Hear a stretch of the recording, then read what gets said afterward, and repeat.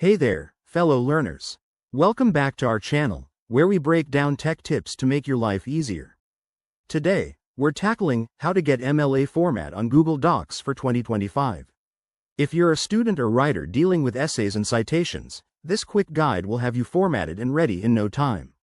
MLA format is essential for academic papers, featuring 1-inch margins, double spacing, and a specific header.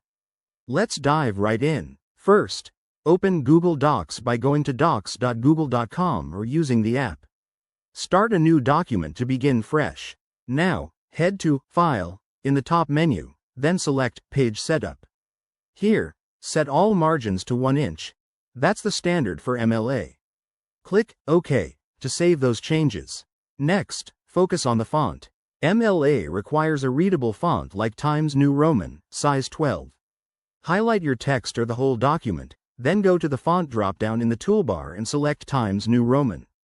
Adjust the size to 12 using the size drop-down.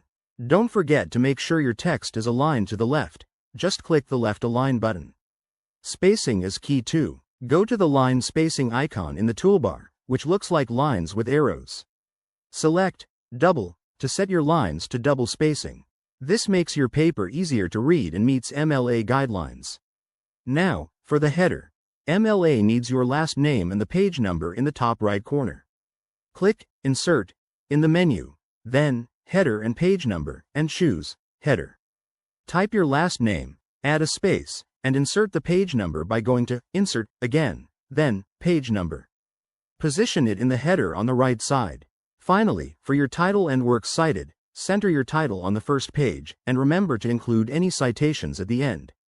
If you're using sources, Google Docs has a built-in citation tool under Tools, greater than Citations.